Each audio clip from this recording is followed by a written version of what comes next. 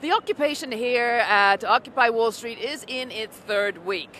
You've heard that a lot. It sort of sounds like a good tagline. The reality is it has been more than 3 weeks that people have been here day in, day out. Can you imagine what that actually involves? A lot.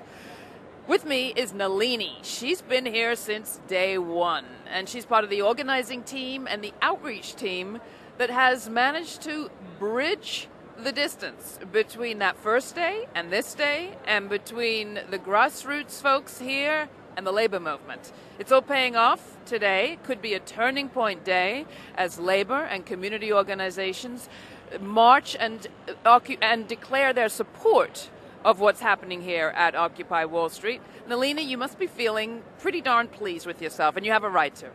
Well, I'm so glad.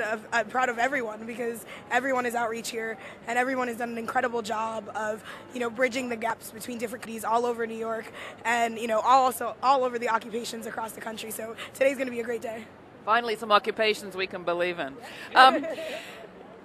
Who are you? Are you some kind of trained organizer, activist? Done this your whole life?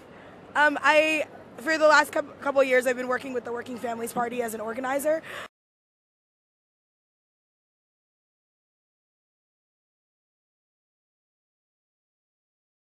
Tell me a bit about the process. We'll probably see some of it as we walk around. The General Assemblies, what are they?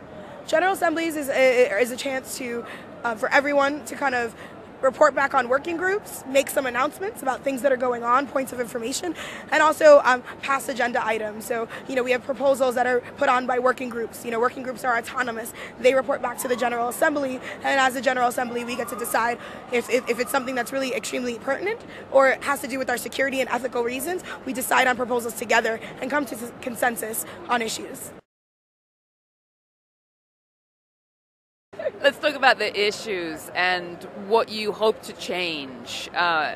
If you had everything you wanted to come of this, what would that look like? I mean, if you, beyond surviving, beyond being here 3 weeks, 4 weeks, 5 weeks, 6 weeks, if even half, say, of the changes you want in the world came about after this, what would that look like? What's your vision that keeps you going? Well, it's hard to say, my particular vision because I do believe in collective vision and collective because we're all living together in this society. But I do, personally as, an individual, I feel that, having people not living paycheck to paycheck and really kind of changing the infrastructure of our system because it hasn't worked for us and really questioning. I mean, I know people have been questioning it, but saying and actually trying to change the capitalist system that we have today because it's not working for any of us, and just really begin that conversation. And it started to begin, and it's going to grow, of how do we really reform and bring, sort of revolutionary change to these states, and how do we actually, move forward from there. So if that comes out of this, that is a great starting point as well.